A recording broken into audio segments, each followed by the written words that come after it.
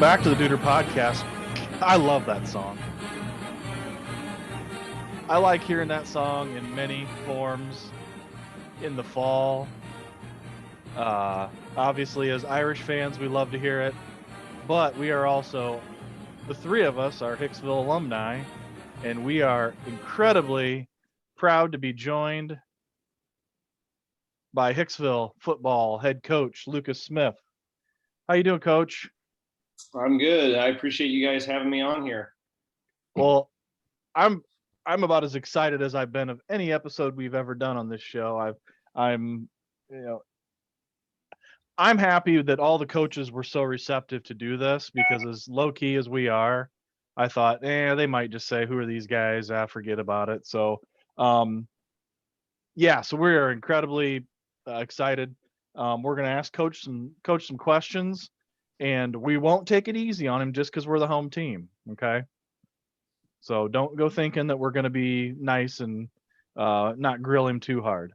Hicksville's coming off a 5-5 season where they went 3-3 in the conference, with last year being a little bit of an odd year per se. The thing I like the most about Coach Smith is it seems like every year he's got question marks, but every year he seems to get the most out of what he's got. What's your key to doing that, Coach? Oh, lots of prayers.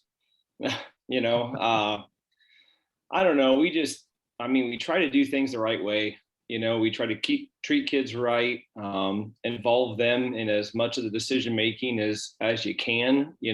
Whether they're playing certain positions, you try to create that culture that they want to be held accountable. They kind of own that position, and kind of try to create that little brotherhood too in the locker room, even if you've only got 29, 30 kids, just where they want to go to battle for each other. We try not to get too fancy either on either side of the ball, just try to get good and, get our best athletes the ball as much as you can, get your best athletes on the field, no matter if it's not their ideal position. We've had kids play lineman one year and then move to quarterback the next year, and just whatever it takes to help us win. And most of the kids are willing to do that. That lineman to quarterback has been a guest on this podcast quite a few times. Oh yeah. Oh yeah. Hey Lucas, why don't you tell us what you have coming back and what we had leaving from last year to this year? So we lost maybe about 8 or 9 seniors. One being Landon Turnbull and Cole Wortman. There's your quarterback and tailback, and also one of your secondary. Landon played corner or safety, and Cole also played linebacker. So you kind of lose 2 big pieces right there. We lost 3 linemen, I think. Those guys were a couple year starters, and those guys were big and strong. And so, we lose that, but we're also bringing back, I think, a good crew of guys. Jackson Bergman, Kyler Baird. We've got, Cade White, Travis Stouffer, and Carson Morrow will be our 5 seniors. So we're not so we're fairly young, but I feel like the guys we have are pretty solid football players and pretty good kids. So I think if we can stay healthy and run the ball well, that's one thing. In a small school, there's some years we've got great skill athletes like crazy, but we don't have much of a line that can do their part. But then there's other years that we've got a great front 7 and a great line, but not necessarily the skill guys to go with it. So I think this year you'll see a very heavily run-oriented team. What with your offense and your coaching style, do you year to year, do you change it up year to year, or do you keep everything the same every year? For the most part, we try to keep similar concepts in our run game and our pass game, and then defensively we've been basically a 4-3 cover 2 cover 3 defense for as long as I've been at Hicksville. But we will tweak coverages on defense depending on just what our athletes are better at. Offensively, again, the same type of scheme stays in place, but maybe who you're trying to get the ball to changes a little bit. Whether you have a passing quarterback, a running quarterback, what your line's like, and really what our line does well. I try to not get too complicated there. Just if they block something a certain way and they're just really good at that, whether it's a gap scheme or zone scheme or whatever, then we just try to stick with that and just keep going. Coach, last week we had Lynn Grohl on, who I think he's usually pretty spot on with a lot of his coverage. He talked a little bit about some of your depth issues you might have this year. How do you feel like you can overcome those and just kind of rise above that issue? It's just developing those young kids as much as I can, and convincing them that at any point, either not a starter or maybe not even a second stringer at this point, you never know when your name or number is going to get called. There's been several games where all of a sudden a kid gets hurt or so, and we look over and we got to grab a freshman and say, dude, you got to go, and hopefully we've done a decent enough job at that point as a coaching staff to at least get that kid somewhat comfortable with what his role is. But then again, we got right now our roster's looking like 34 kids. That's a little bit better than the last year or two, but still 34 kids, there just really isn't depth, so I guess we just take the kids we get and get them as prepared as we can, and then just go from there. With that few of kids, what are your practices like? Do you guys tackle? Do we what? Do you guys tackle, take them to the ground, or you guys we just hardly route? We hardly do that. Even before the new rules came in place a couple of years ago, we rarely would live tackle, in practice. We get some stuff in the preseason, get your scrimmages in, and then maybe do a little live tackling drill, maybe a 5-10 minute little session during the week, just to make sure you're hitting a little bit. Otherwise, we don't do any of that during the week. So that was even when numbers were decent. That was even, before, the new rules went in place. So, Coach, talk a little bit about your schedule. I looked at that and I thought, man, every year those 3 non-conference games that you start off with, you just run them through a gauntlet. And this year is no exception with Patrick Henry, Crestview, and Eden. So talk a little bit about your schedule and how you think you guys can fare. Well, that's kind of I won't go too long here, I hope, but my first year, my first year coming in, they had struggled for a couple of years before that. I think maybe won 9 games in 3 years previous to when I got the job. And then that first year, we go 8-0, start the season, lose to Fairview and Tenora week 9 and week 10. Then my second year, we started 9-0, and I thought I was really good.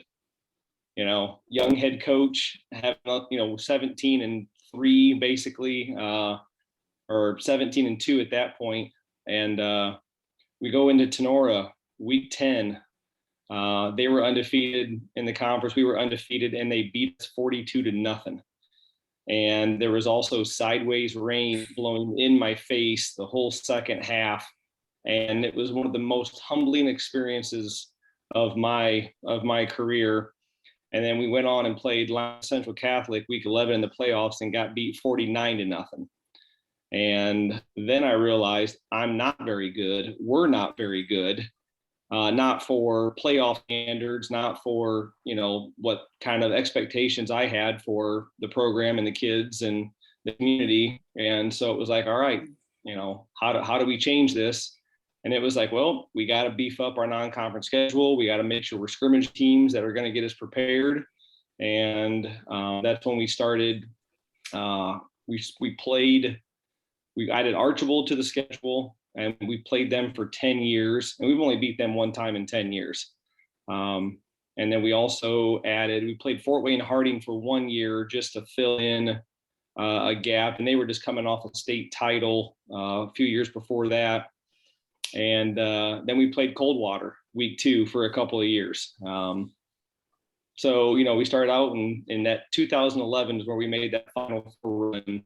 And we lost a heartbreaker in overtime to Archibald week 1, and then got just crushed by Coldwater week 2.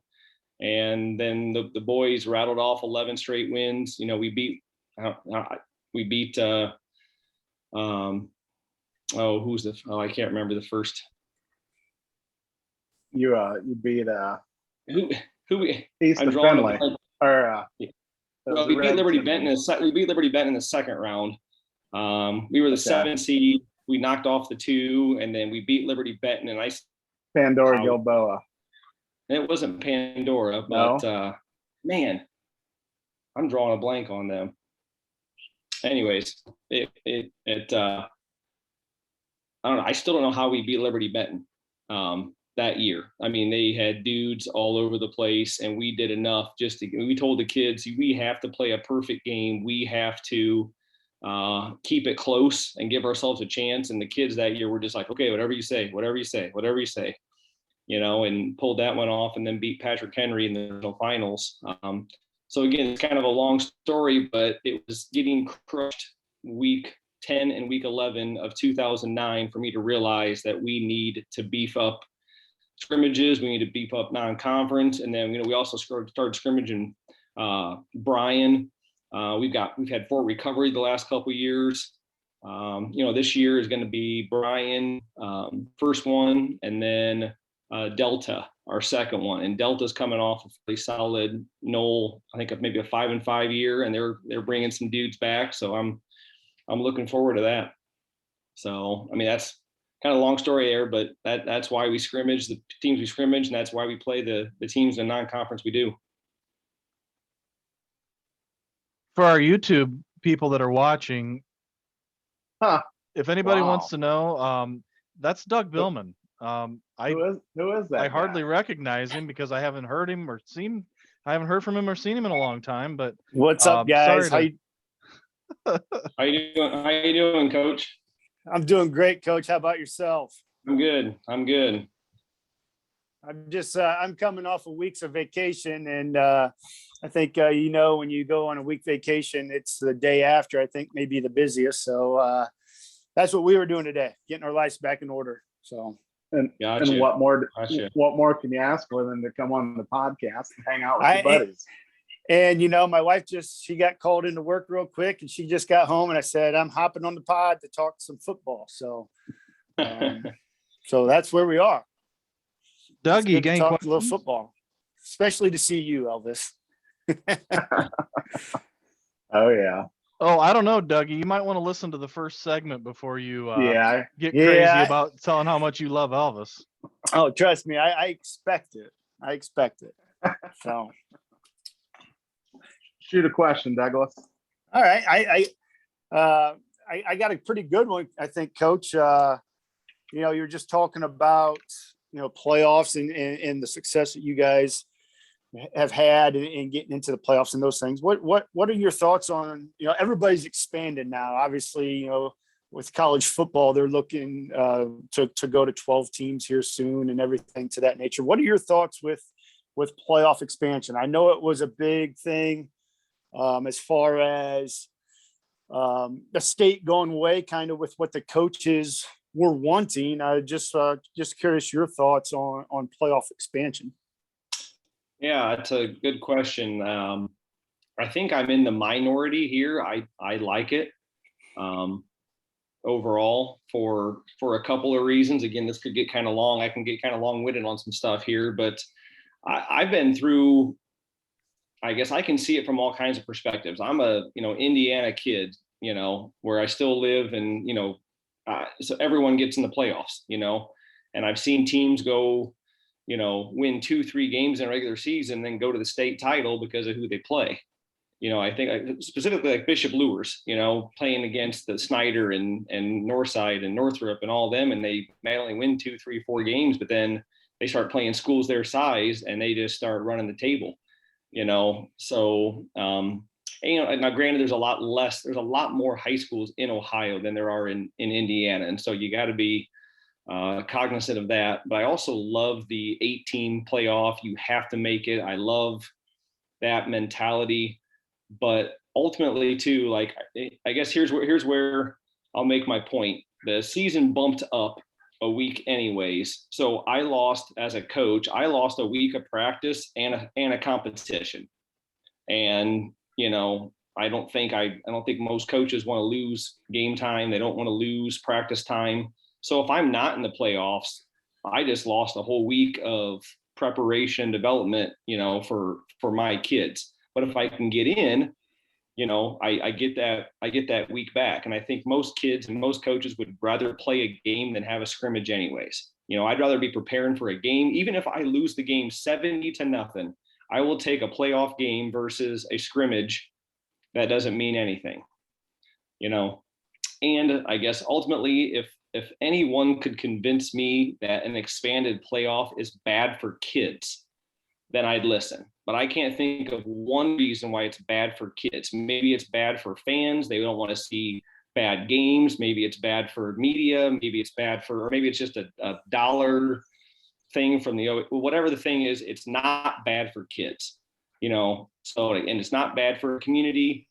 whether, I'd love to see us, if we can get a top 8, we're hosting 2 playoff games. Well, what is Hicksville, the town, going to be like both those Friday nights if it's 2 home games? It's the town's going to be bumping, the restaurants are going to be full, there's money coming in. I just think it's good overall for kids and for schools and for communities. And with us being on the state line, like I don't have, a 45-minute, an hour radius of schools that I can just pull from to put on my schedule that can give me the right points that I can earn to get in. So that's kind of where, at least selfishly at Hicksville, I like the expanded playoffs. It gives me more freedom in my non-conference to do what I think is best for the program. Yeah, that's a great perspective. I mean, just because, as a coach, you want to do what's best for your kids, and then the community aspect, and you know this as well as anybody, the community aspect, once you get things rolling and you get into football playoffs and those things are fun, and kids remember those things. And if you can get something, like you said, two home games, that's special, and kids will always remember those aspects. Mm-hmm. It's a great perspective. Hey, Lucas. Yep. How much does a school make now? Like, if you make playoffs, how much money do you guys get from that? Not very much. They've changed it so many times. Like, it used to just be a flat dollar amount, and then you paid officials out of that. You paid the other team's bus out of that. And I'm not even sure exactly what it is. I think it used to be, I think pre-COVID, it was maybe the pre-sale tickets. You kept a $1 or $1.25 of all pre-sales, and the state got the rest, or something like that. And then you kept all your concessions, and you can charge for parking, I think, if you charge for parking during the regular season, that sort of stuff. But I think Mr. Hotz mentioned that we actually make more money, maybe from an athletic standpoint, on an away playoff game than we do on a home. Now, maybe the boosters make money because of concessions and that kind of stuff, but just as a school athletic program, they might get more from the state in food and mileage and whatever, if they're traveling. But don't quote me on that. You need to get Hot Dog on this podcast sometime and ask him some AD stuff. He might be. Lucas, talk a little bit about the conference out. What do you think the conference looks like this year? I think Tenora's just going to be really good. So, they were good last year, and they bring back a lot of their guys. I think the rest of us are maybe all kind of fighting for that second best team. Not to say we can't knock off a Tenora or something like that, but we're going to have to stay healthy. I think teams are going to have to play really well. Coach Kraus does a great job over there with that wing tee, and those kids can play ball, especially when they got the right crew. I mean, Antwerp's been getting better and better. You know, with Coach Leasty and Ultimus joining the crew again there and getting more involved there. I mean, those guys are phenomenal coaches and good dudes, and they're bringing back more and more guys. I mean, I think it's going to be pretty competitive. I think with, you know, and we can take Tenora out of the picture. I think they're going to be that much better than the rest of us on paper, and I think the rest of us are kind of all in that next crew, I think. Just to piggyback on that a little bit, Coach, I was going to ask same type of question. You know, you really are becoming one of the veteran coaches now, you know, in the conference. Just talk a little bit about the new faces, obviously on the sidelines in the league, and then with the addition of Paulding, the dynamic that kind of changes a little bit. It's just a different look at field this year in the GMC, other than, you know, really with you and with Tenora, you know, still having, you know, some of the same coaches that rolled over from the previous years. Yeah, I think there's 5 new coaches, head coaches I'll face this year. You know, it used to be Archibald, now I'll have PH, so I get, you know, Coach I, you know, get to talk with him again.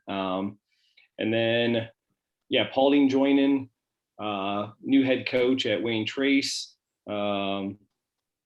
Fairview, Crestview for us too, Crestview, you know, Fairview. So there's going to be a lot of new faces, and yeah, it is kind of funny to think I'm the second longest tenured coach in the GMC behind Kraus at Tenora. Speaking of coaches, why don't you give a little shout out to and tell us who you have coaching with you and what positions they coach.